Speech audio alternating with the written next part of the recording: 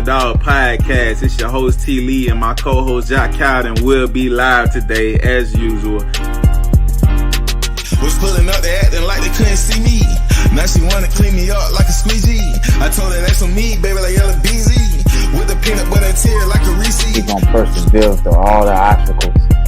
Get it done. That's an underdog. They don't forget the underdog when they see me. I hit them with the John Cena, they can see me. You may overlook this person, but the underdog is the one who's gonna put in the work. It's over, you know? Because you have to lose to win. Whether you think losing is a big event. Out of mind. All I'm saying, just be careful who you idolize. I'm kicking these scriptures just before the fame. Ain't no cap in my words, I go against the grain. So I always believed in, like, I took so many risks to make this thing happen, you know what I mean? I'm always working, bro. Like I said, I'm energy driven. Underdog can put you on your ass. The underdog can put you on game. The underdog can show you something that you didn't know. Can't go down. All you can do is go up. So are you gonna stay where you at, or are you gonna move up? We're the bangers. For the bangers. He said he's nervous. This is his first time doing it.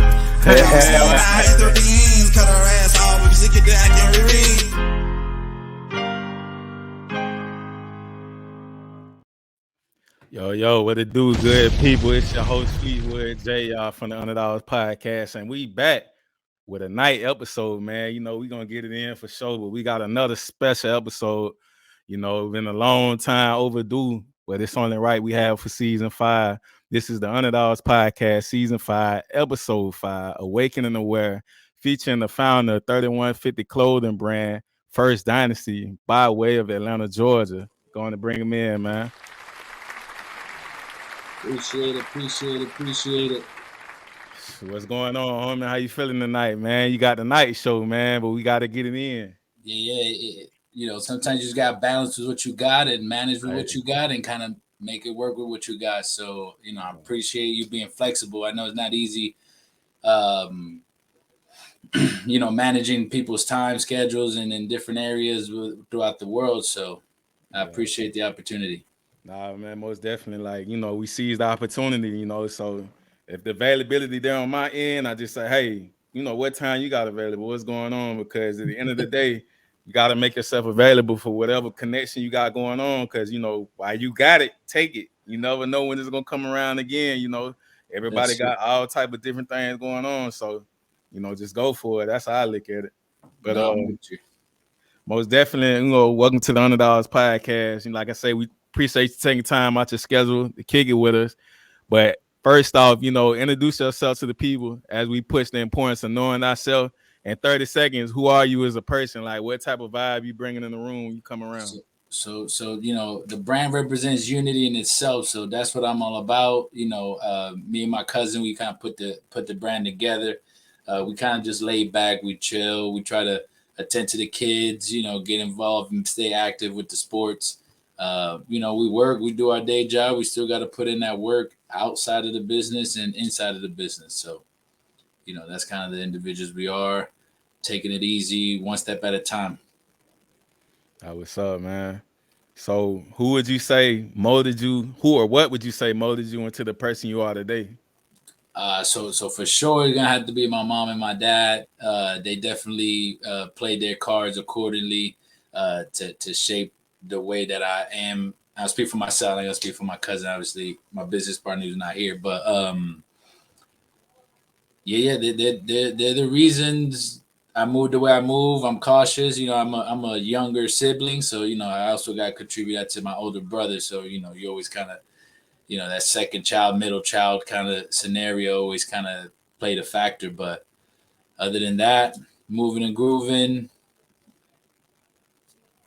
making it shake the way you can. Growing up, just taking it easy, really, to be honest. Work, school, work, hang out.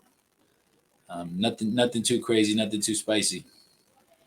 Yeah, nah, that's what's up, man. I feel like, you know, life is like a recipe, man. You either gonna rest the recipe or take your time with it, you know, for it to come out the way you want it to, you know. Don't burn the kitchen up. Just slow process, sculpt it, you know, and get it how you want it. Yeah, you definitely got to be patient. You know, you can't rush it. Yeah, but it be rewarding, you know, after all the time put in, and you know, you get to sit back and see, you know, how everything turned out. But as we're at the top of 2024, what are some things you learned and grown from in 2023 that's helped you prepare for this year, both personally and for your business? So definitely 2023 was a strange year in the sense of it's all based around content on Instagram. Last year we kind of didn't put too much attention to it. We tried to do our pop-up events whenever we could and had the windows for it. But social media definitely is from the way things are moving, it ain't going nowhere. And it's not like we have a brick and mortar where we just having this traffic, right? If we're not out there, there is no traffic, right? We got to put the work in. We got to get out there. We got to stay in front of people. There's countless amount of directions that you could go to in Instagram content or social media content. But last year we didn't do as much as we should have. And this year, that's what we're going to work towards. So we have a bunch of photo shoots lined up. We have a bunch of content built up from the photo shoots, random little things that pop up of what's trending. But unfortunately, social media is like our number one driver, because last year we didn't have as much content as we should have, especially for a clothing brand if you want to stay relevant.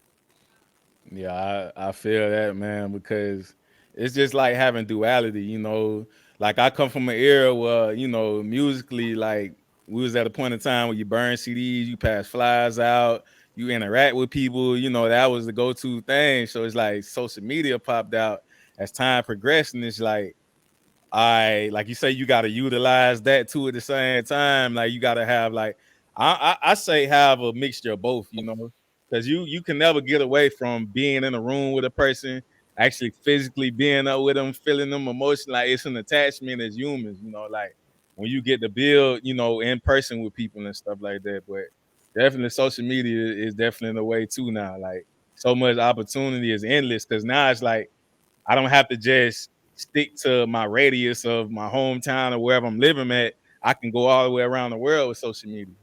No, that's a fact. Specifically when it comes to pop-ups, back when COVID happened, that was obviously a while ago, but that slowed things down. We're trying to make sure we don't get lost in that scenario as we are, the entire world is trying to understand what's happening.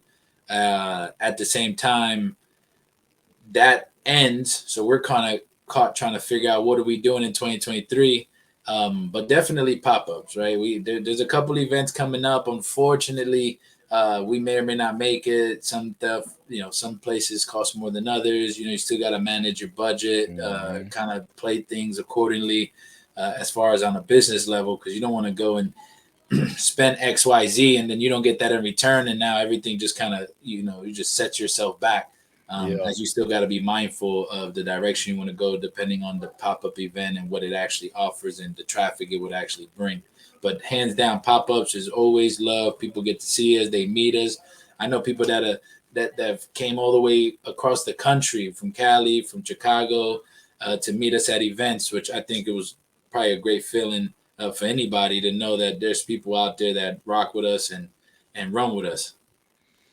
Most definitely, man. I actually came across you guys at a pop-up, maybe I want to say we started this in 2023. No, yeah, 2022. So I think around along the line of that time period, and it was just like, I think we were just starting. And I immediately, when I locked eyes on what you guys were doing and my state of mind and what I seen you guys were pushing, it was no hesitation. It's like, okay, I support what's going on. Like, you didn't have to get in front of me. It's like the visual part of it. You didn't have to sit there and share me none of that. It was on the table. It was ready. I locked eyes with what was going on. Let me see what's, stuff like that. Like that's definitely like I said, I respect the whole brand entirely. So I appreciate it. Which pop-up event was that one? That it was on Food and Industrial, I remember. Can't remember. An art show? Was it like an art show? It was like at a warehouse type of deal on Food and Industrial. It's like a pop-up event. I think you guys were right in the front when you walk in. It's been a minute. Now I'm gonna spend the rest of the night. See, that's the thing though. It's just the first impression is what kept you guys in mind as well. No matter how long time go on, first impressions and everything with people. So, it's just locking that like unforgettable. Like I remember them. Like, it's not just, oh, they was just doing this and that's it. Like, it was definitely like the way you guys set it up and had everything, put together. Appreciate it. But yeah, so like as one of the founders of 3150 Clothing, like give us a brief detailing of where you're exactly from, what it was like growing up in that environment for you, and like, what are some of your go-to spots, to either hang out or, grab a bite to eat for So like so people that never may have visited that place. yeah, so me and my cousin, we're originally from Miami, but we live in Atlanta Okay. now, on the north side of Atlanta. Dade County. So we've been here for quite some time now. So definitely Atlanta's our home. We visit Miami every chance we get. If you're in the area, if you're in Atlanta, there's a couple spots we kind of go to besides running around to be straightforward with the kids and the sports and staying engaged in that avenue. It's really just sports, work, shipping out orders, sports, work, shipping out order. Technically the kids like, it's all built around the kids, right? So the kids like hibachi, that's where we going. They want to eat some steak, we're gonna go to Longhorn. Those are just random little chain spots, but there's a couple mom and pop places that are pretty cool. It's Italian restaurant, Antonetta's, that we enjoy.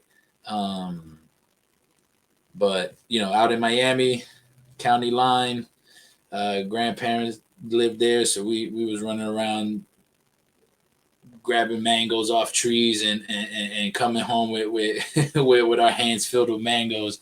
But other than that, it's definitely I was already out. I was already outside of Miami in the summers. But when I was already living in Atlanta, my cousin wasn't. So when I would go to Miami, it would be in the summers. We would get together, run around, stay in the house, play video games. And as soon as that 18, 19-year-old version of ourselves were able to go outside, we was outside. And that's pretty much it, man. As far as food and things of that nature, if it's good, it's good. I feel that, man. We kind of, what is that? Creatures of habits, right? We just kind of stick to it. If it's not broken, don't fix it. Yeah, go with the flow some way. Nah, man, that's interesting, man, because I actually was born in North Miami, and I'm from Orlando, Florida. So, I mean, it's definitely relatable, man, to have another Floridian on the channel. Yeah. Nah, I actually been in Atlanta for a while too, like, where it's like, this is my home. But just something about home definitely is like, I still haven't. When people ask me, it's like, I'm from Orlando still, because that's just what raised me and made me. But it's like to get to the next mentality and shape my mental more, Atlanta's been like the jump start for me, to get me the direction where I want to go. That's what's up. That's what's up. So can you describe the moment of decision that turned your passion into a business? That's a good question. So it was never, it is a hobby, right? Mm-hmm. If it doesn't kind of, we're not dependent on the brand, if that makes sense, right? So it's like some orders come in, we still consistent, we still show face, and we're still out here, but we're not dependent on it. When we first started the brand, it was definitely just on a conscience level, right? I remember I was telling my cousin, I was like, hey man, look, I got this design in my head. I just don't know really where to go, right? I'm a graphic designer now because I've learned it over the last 6 years since the brand was born. Right. But at the beginning, it's like, man, I have this idea, and the idea was always Founding Fathers, right? The brand was originally going to be called Founding Fathers. But we started Googling some people, and there was other places that had like the FF logo and Founding Fathers, and it just wasn't really flowing well. We knew what we were getting ourselves into if we ran with an entire brand called Founding Fathers. All the other brands we found while we were researching that, there were going to be no match to what we have created now. So, but we knew the heat that would come with naming an entire conscious clothing brand Mm-hmm. called Founding Fathers. But it was the idea, and the ultimate idea behind it was to take U.S. based designs and bring them and make them comedic.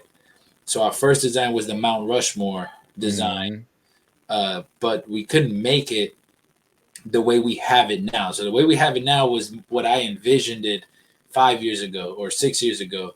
But we just made this design a year ago. It just took us some time to kind of get there as we built other directions with it. But I remember telling my cousin we had a design. It was Founding Fathers. We still have that design available. And I was like, look, we got to put this on a shirt. We started doing our research. We were looking for fabric, just regular T-shirts. And I remember we sold, before we even did anything business and on paper, we made like 12 shirts at $20 a pop. You know, we're selling them for $20 a pop. That's $240. With $240, we haven't looked back, and you can see all this stuff we have now, and everything ships out right away. And then we got the business license, got official. You know, you got to pay your taxes. That's just something that, you know, you until we could all come together and not pay taxes together. Man, you saying something big with that. That's facts. We're gonna pay taxes. So, you know, you gotta stay in order. You know, we live in this world, so we gotta abide by it. So it is what it is. But we're very organized, and I don't want to, you know, to answer the question as far as like when did we turn the passion to a business. I think it was very fresh out the gate. Like, it's like, hey, we gotta stay organized, because I can't make $240 and then turn around, go grab something to eat, and then you go get something to eat, and then we go buy something else, and now we don't got no inventory and nothing to get the ball rolling. So it's always been a snowball effect.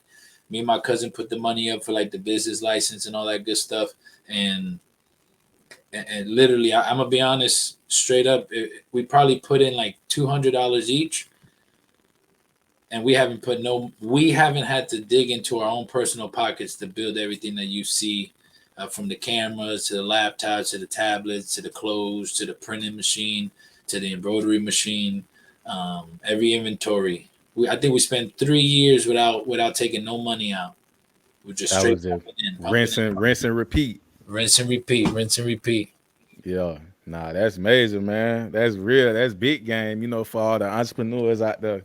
That's definitely some advice right there. You know, take what you get, your profit, and keep investing in it. You know, for sure. Because you can't. Once that money's gone, it's gone. Most definitely. So, in what ways does your clothing line set you different from other brands? Like, what makes it unique?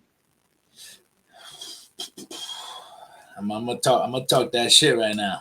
Let's get it. I'm gonna talk it. So the brand definitely is not. We are quality. Everybody's gonna talk about quality, but what sets us unique is that there's a meaning behind it. A lot of people will create the meaning for themselves, but we're not.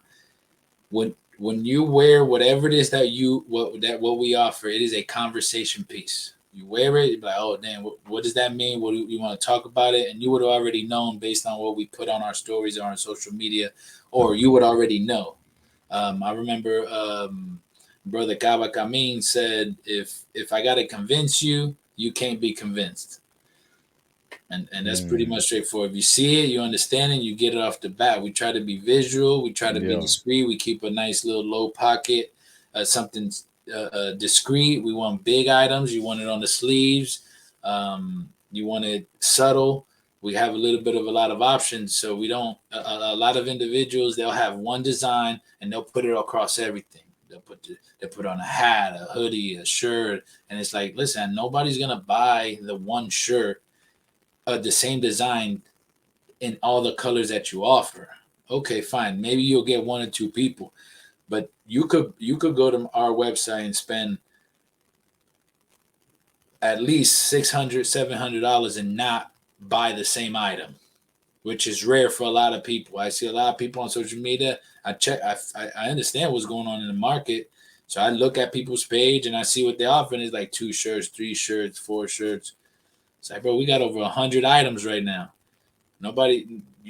Over 100 items that you could buy from and it not be the same item, that's rare. Not for an independent brand. Everybody got 4 items max, give or take. And if they play their cards right, they could have more if they committed to staying on top and keeping the money to roll in and then roll in. But you got 4 items, you sell those 4 items, and you spent the money. Now you ain't got nothing to restock. But what sets us different is definitely all our orders ship out the same day. The quality is dope, and the meaning has, and the branding has meaning. Nah, man, I definitely feel what you're saying about the brand though, because like I told you and I described to you, like that's what caught me. You know, you didn't really have to say anything. My knowledge of certain things is what drew me into the clothing line. You know, so it was just like like I say, the first impression. When I looked at it, then I started, having a conversation based off, what I kind of knew about certain things, and it just went from there, to connect. But like I say, the connect for me came from visualizing and looking at it first, then the conversation opened up. Like I feel like you guys could literally be in the back of a pop-up shop, way in the corner, and people would still gravitate. Like anywhere you put your brand in the room, it's gonna sell. I appreciate that. That's the idea. Our designs is definitely eye catching, and it's not like it's not one sided. I believe you could take any of our designs and it'll mean 3 different things. So if you see it one way, then that's what it means. If you see it this way, then that's what it means. If you see it this way, then that's what it means. And you could take it and run with it. So I do remember that. I think I do remember. It's called the Black Expo. Yeah. That was a pop up when we remember. I remember where we were at. We were right in the front as soon as you walked into that opening. So I do remember. Appreciate it again for the opportunity we have here today. Nah, most definitely, man. And I also want to just share the website to the people, real quick. So you got your designs. That's me. I try not to model too much, but you know, sometimes it's all I got. It's all I got. It's not easy to juggle family, business, but you definitely gotta definitely gotta find harmony in the chaos. Yeah, see, we got hats. Look at Woke Series on the hat instead of World Series. So we took a spin off that. You got the Statue of Liberty, but it's the Nefertiti on the head instead of the Statue of Liberty. Yeah. You see that one to the bottom right? That's our founding fathers design. That was our first design. Oh yeah, we got to tap in. And with we were trying to figure it out, and then from there, we branched off and started doing 3150, Melanin God, the Awaken Aware design with the Pharaoh. So get a couple models. Started branching into the girls' apparel. We have an artist that did that artwork for us. Her name is Lala. So right here. So that's available to ship out. I sent her the design. One of the designs that we have available for a T-shirt, and then she put it together in art form. Yeah, man, 3150 clothing, like you say. Yeah, conscious. If you conscious and waking aware, you already know without words. Yep. Watch who's watching, right? The clock is set at 3:15 for 3150 clothing. Then you got the eye, and there's a watch in it. So you got to watch who's watching, and it's on the back. So you just got to pay attention. Symbolism is everything. Knowledge is free. You just got to pay for the attention. Yo, it's understood. Don't need to be explained. Most definitely. Right. That's right. We got all that. We even had some kids. Look, we just dropped some soccer jerseys. Oh yeah. Yeah, that's big business right there. Number one. Yeah. 2, my cousin took the pictures. I had the model for the record. That's in my garage. You gotta do with what you can. Yep. I designed the soccer logo. I know we on this one though, but even the little soccer emblem. That's on the left chest. Yeah, that one right there. Just to spice it up, you gotta kind of take what does exist and just kind of add your own little sauce to it. I mean, I feel like, a lot of people that's creators, whether they artists, entrepreneur, a lot of people but it's about what you do with your own from it. Everybody get ideas from different things, but like you say, it's making it yours, which makes it original, Yep. Yeah, that was a popular design. When I dropped that one, oh man, I remember like it was yesterday. We was getting, you know, we're talking about like the first. You know, after a while, I got there, but that one moment when people that you don't know in real life was ordering, Yeah. oh, man, that's a heck of a feeling for any clothing brand out there. Yeah, we got magnets, t-shirts, hats, all in one. Hats, If it can be, sunglasses. I used to offer watches. Got yeah. baseball jerseys, hockey jerseys, soccer jerseys, uh, sweaters, hoodies. It's just endless, endless for streetwear. Nah, that's what's up, man. I also noticed you guys got an NFT too as well. Yeah. We put some NFTs together back in 2001. Yeah. Maybe, yeah, missed the COVID and the last crypto spike. I had that out there. It comes with a Letterman's jacket. But we didn't really promote it as much. You know, sometimes as you try to figure out how to promote and how to get into and tap into certain audiences, you got to thread lightly. Um, but it's there, it's available, it's still active, and ready to rock and roll. Most definitely. That's 3150clothing.com. Let's go check them out. Most definitely gonna see something you like on there. Offer everything. Like I like how you say you guys offer abundance of different things, not just one thing like shirts and shorts. That's it. Like it's a mixture of everything, magnets all in one. Yeah, magnet. You You want gotta a magnet sell for it. your fridge? We're gonna take Yeah, care of you. big fast. So when it comes to the brand, how do you incorporate, the historical background of the culture in your designs? Yeah. Like I mentioned, everything is comedic, indigenous, Oh yeah. based. So we take it and we put a spin. I've had people come in and it's like, oh, where's so are we Israelites? Are we Egyptian? Are we a Native American? I'm just like, I think that's what the problem with the I think that's like literally the true definition of divide and conquer, right? You divide Yep. everybody separately. Everybody we're all the same shade, and somehow we everybody wants to categorize themselves in a different avenue, and that's half the battle. Which is why all we need is unity. If we could put that aside and really get together, that just changes the playing field.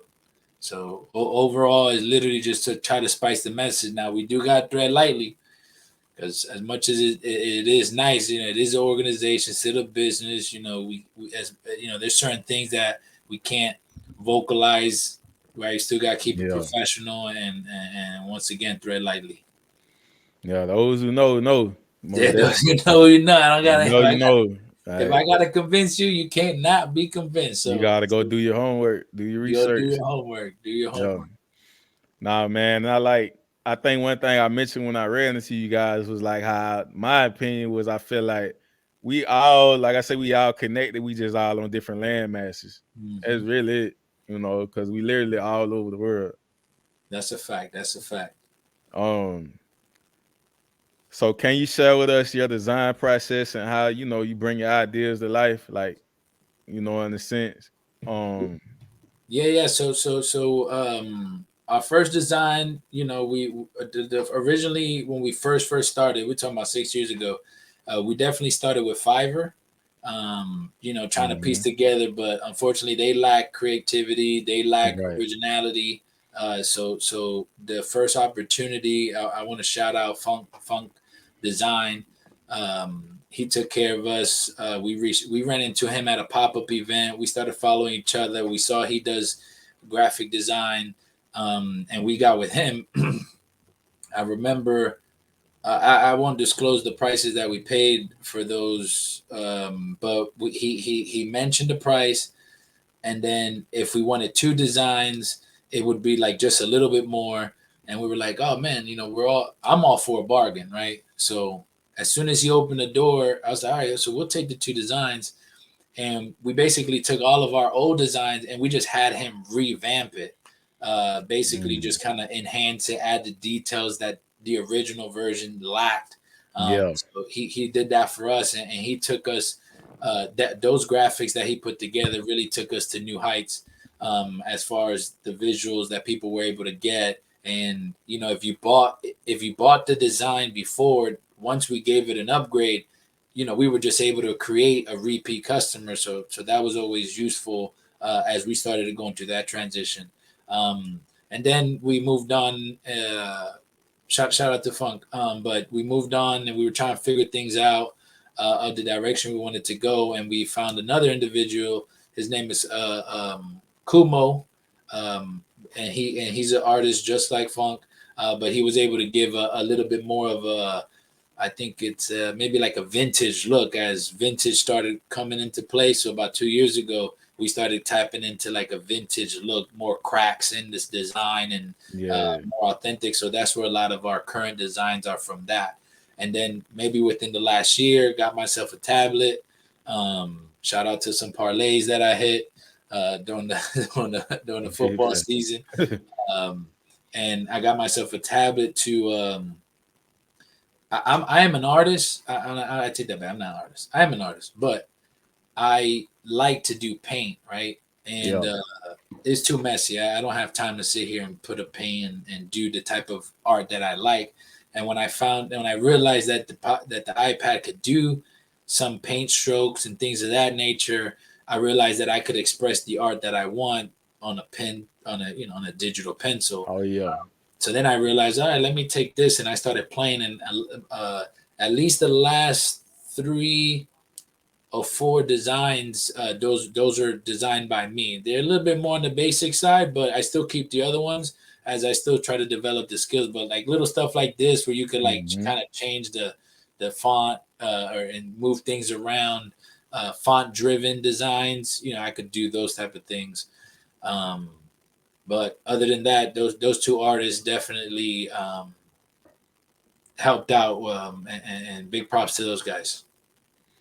Nah, man, most definitely, man. We gotta hit the meat and potatoes, you feel me, the process, because a lot of people like to start already out at the top, but all the groundwork and behind the scenes that it take to get there, it's like that's what make you really love more what you do, because you're going through the process, it's just building it brick by brick. Like I said in the beginning, it's like a recipe. Like I'll enjoy the taste much better if I take my time versus if I rush it. I don't know how it's gonna come out, and like I say, it might not even come out good. Now I got to start over again and actually pay attention to what I'm doing and not skip over the steps. No, that's a fact. That's a fact for sure. Patience is key.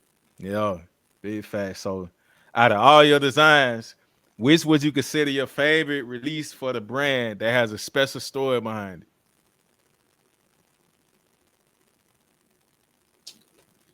Oh man, yeah, I hit you with one. I gotta.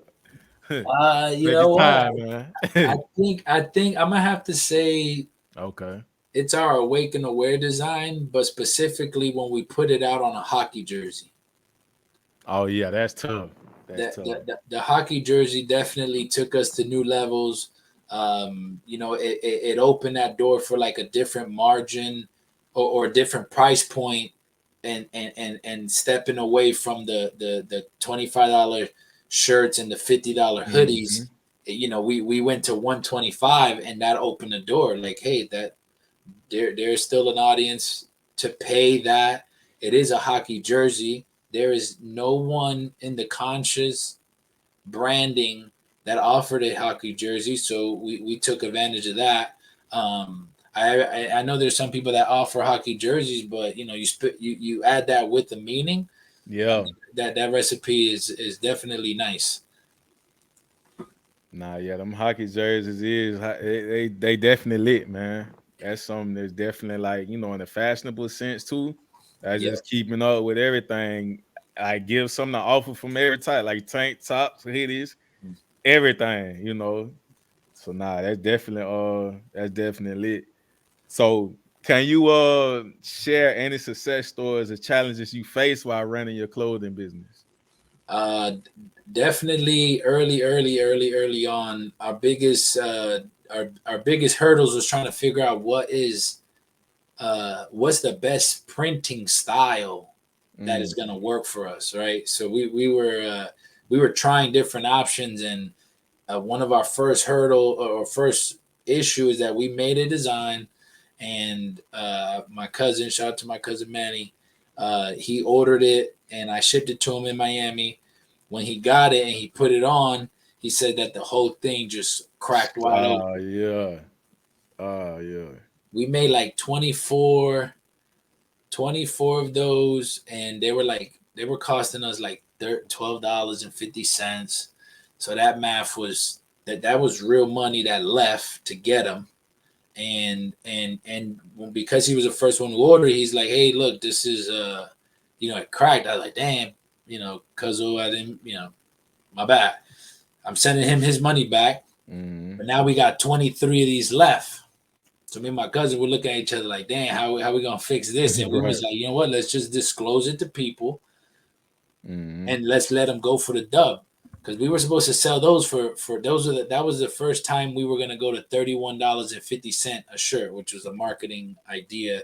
Selling shirts for $31.50. All these other shirts that we had prior to that one were like $27, $25, $23.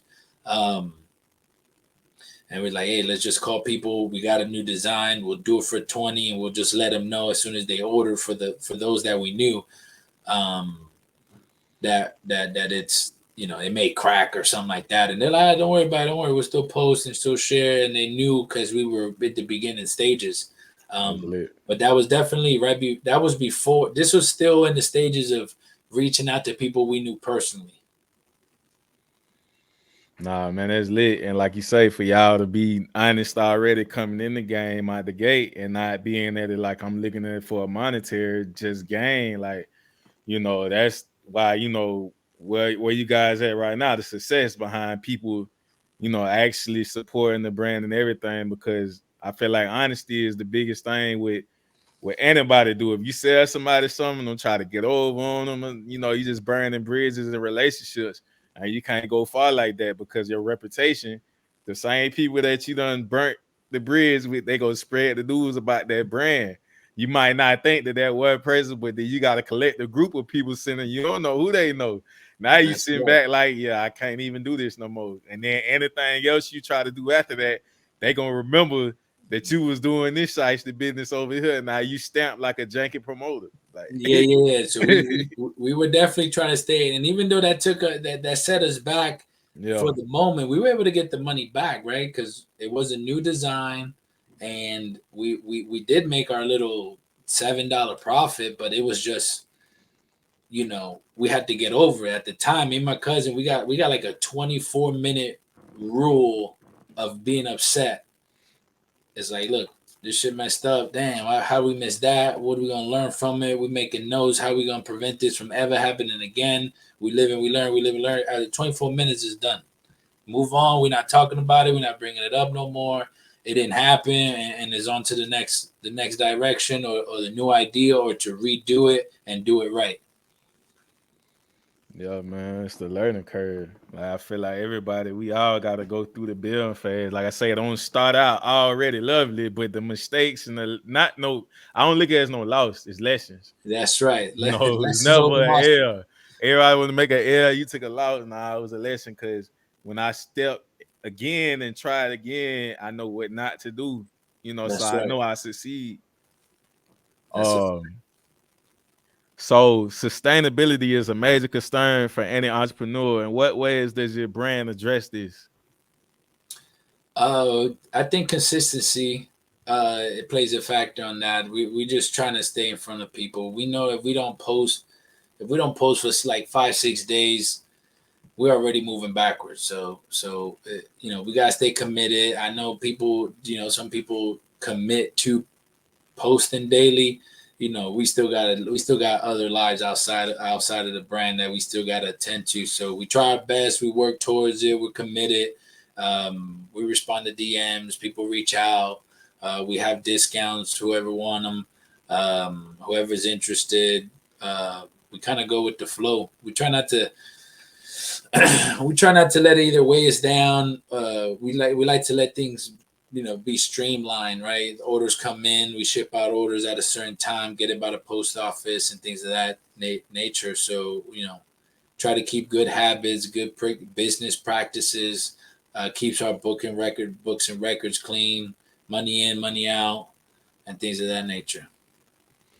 Nah, man, I feel everything you just said, man, because like when you sit back and think of social media with algorithms and everything like that, like you say, you would want to post daily. So when it's like you miss a couple posts, it's like the algorithms or whatever. But at the same time, I feel like when you're original and you got an idea that's original, it set itself apart for the rest of the world, almost in a sense. Like stuff might be similar, but it's not what what you provide and give to people. So it's like the same as with our podcast, I had to take a little, family business. I had to do a 6-month hiatus, turn around. As soon as we get back up, it's like, man, we booked till April now. So it's like the idea and like I say, the work put in, it can never just entirely fade off unless we want to be like, man, we just not doing this no more. Yeah. But it's the passion and everything behind it, can't really stay away from it. Whatever you do, like you truly deep down inside, like this is my thing. I created this. This is my creation. You ain't gonna stay away from it long. Like, yep. Most definitely. So what advice would you give to entrepreneurs looking to enter, the clothing industry? The clothing industry, jeez, man, I'm gonna be honest. I tell people come to my house, family members or friends of the family. Yeah. They're like, oh, clothing brand, I got this idea. And I tell them, listen, man, I'm going to be honest. I think everybody thinks they can start a clothing brand because they just think it's clothes. But if the amount of work that it takes, what kind of fabric we talking about, right? There's a long list. You got to do that research. You got to go through that process. You got to spend that money. Then what design? Just the design itself. Then think what color combinations you want, right? So you haven't even printed nothing, and you got to think about those things before you walk into the door. And because you don't want to do those steps, you're gonna try to go straight to whatever it is you want to print out and put out there, and then now you're over promising and under delivering to the customer. If it's me, is hey, take your time, do your research, spend a good. I remember it was in April of 2017. We didn't make we started talking about designs and all this other good stuff, checking out fabric. We didn't launch our websites until July 3rd, right? So we get for that 4th of July deal, kind of get that spin going. Yeah. So July 3rd it happened. We didn't get our first, when we went live, the couple family members and friends that we knew ordered, but we didn't get our first order from a person we didn't know personally until August. So we're talking about from April, the idea behind it, till the minute a person that we didn't know personally ordered was that 4 months. Now, it may sound short to others or long for others, but there was a lot of homework that was getting done. Like, that's 4 real months. Yeah. Of like, hey, damn. I mean, I knew my friends were gonna support, the family was gonna support, but they're only gonna buy the first maybe 1 or 2 items. They're not gonna sit here and like fund my entire operation. Right. But at that point, then I kind of felt that was a great shout out to Deuce. I spoke to him the day he ordered it. Hey man, who's this? How do you know it? Where'd you get it? He's like, I just saw it on Instagram and I bought it. I was like, oh man, this is great. It's locked him in, and we follow each other on Facebook. Reach out to each other occasionally, chop it up here and there. So shout out to that guy. He definitely showed support and really allowed us to understand that what we have is real. It's not something where I'm just thinking that I have something and maybe because of family purchase. But as soon as I knew that somebody outside of the circle ordered, I was like, oh, I think we do got something. This was August 2017. Here we are, March 9th, 2023, moving and grooving. Yeah, we on Kobe year, my boy, 2024. You feel me? Definitely. Mamba mentality, man, with the brand. That's what it sounds like to me. For sure. So looking to the future, where do you see your brand as we are heavy on manifesting? Like, what do you see happening for 3150 clothing before the year is out? Like what you already claiming for the brand? Like I say, everything is a win, whatever, big or small. So I think I'm oh, I'm gonna answer quickly back to the other, and then I'll bring it back here too. So basically, it's like I hear people like talk about clothing brand as they think that that's like the avenue for like entrepreneurship or business. Now you Right. can learn a lot from a clothing brand, but I just feel like people don't think outside the box as far as like, why don't you start a sock company? Why are you on hoodies? Let's just do socks. Let's just maybe you just offer bracelets. Maybe you just offer sunglasses. You could design and be a melanin owned sunglass company, right? Why we gotta do t-shirts, right? Like people wear shades. Maybe you could be an Mhm. exclusive hat company. So with that being said, when we first started, we opened the avenue because we wanted to offer everything, right? We even had gym wear for women. We had sunglasses, socks, I'm uh, telling uh, you. bucket hats, beanies. We still got some of those. Um, what else we got? Spandex. We're trying to tap into the women market. Now I'm married. My cousin's married.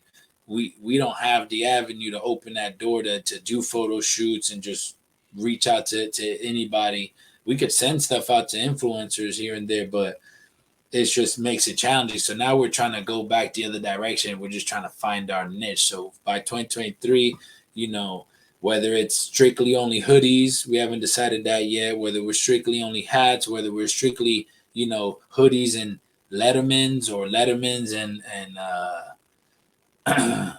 polos. Maybe we tap into a different direction, or maybe we decide and say, you know what, let's go with only selling jerseys, right? Because our jerseys are dope, our quality is dope, and people Hmm. love those. When we go to pop ups, those jerseys leave like hotcakes. And we take a spin on those. We got them in various colors. So that could be an avenue to open that door for like maybe on the higher end stuff. Um, or maybe just bring it back down and only sell t-shirts and move them in larger units. Nah, that's real, man. Like you say, testing the waters with everything. But like I said in the beginning, man, it's just dope that, like I say, you provide all everything, wristbands, whatever, and see how it just work and how it sell. But at the same time, like I say, being how unique the brand is, everything is gonna sell. Yep. It's just the originality. It's not like you're gonna be able to go somewhere else and find the same exact design or whatever. Like, no, you have to go through 3150 clothing to get this idea. You That's a know. fact. So before we get you out of there, man, like any special shout outs or recognition you would like to give to those who have been supporting, the movement and on the team as well. Yeah. So shout out to my cousin. We've been by the hip with this brand. We talk about literally every day that, hey, where we going, where we at, what's it looking like, what's the status, whatever it is that we working on. But definitely a big shout out to my uncle Tito. Back when we first started, he was original. Before we started the brand, he was putting on game to what things are the way they are and how they are the way they are. So shout out to my uncle Tito. Definitely a big shout out to the designers, Funk and Kumo. They definitely showed some love and support. They got taken care of. And we appreciate the efforts they put into the designs and being able to take what's in our brain of an idea and visually put in something together. So we appreciate that. And then big shout out to KD. She's one of the individuals who was doing events at these pop-ups at the other pop-up, not the one that we met each other, but Right. definitely opened us up to a world where we could sell our clothes in person with the pop-up events that they were offering. So at an earlier stage, while she was starting up that avenue, and we were still young in our clothing brand, that definitely took us to new heights. Um, those are definitely the individuals we want to shout out. Of course, our wives, as they definitely supported us through this journey.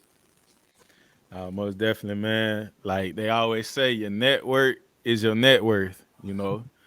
So definitely, man, you know, I feel like, you know, with the clothing brand that you have and everything, or, you know, in general, how we all working to provide somebody with something, service people, you know. So it's like when you're selling, you know, this clothing to people, you're sharing a piece of your identity with them as well. So it's connection, you know, in a sense, because it's like I'm sharing, you know, my thoughts. You started with the idea, but when you come purchase this, it's like we're like-minded, we're connected. Like it's something that we share in common about this when you buy it, you know. So it's definitely an honor to have you on, man. Like I say, it's been long overdue, but I felt like timing it come together when it's supposed to come together, you know. So definitely kept y'all in mind, man. So that's why, you know, when I came back, I was like, we got to get them on here, man.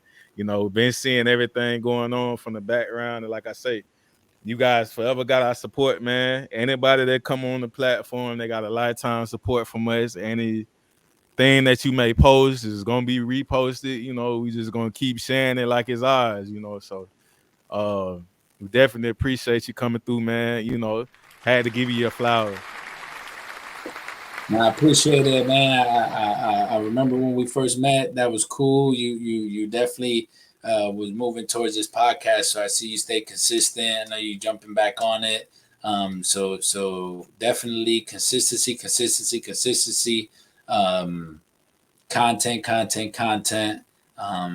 And good luck for you moving forward. We'll definitely see each other. We'll chop it up here and there. And any questions you got. If I see something that you post, I want to ask some questions. I know you're easy to get in contact to. So appreciate it again for the opportunity of allowing us to be on the podcast. Most definitely, man. But you know, the golden question we ask everybody before we get them off. Last but not least, what does being an underdog mean to you, or will you hear the word underdog? Yeah, definitely. Underdog is the individual that people think is going to lose.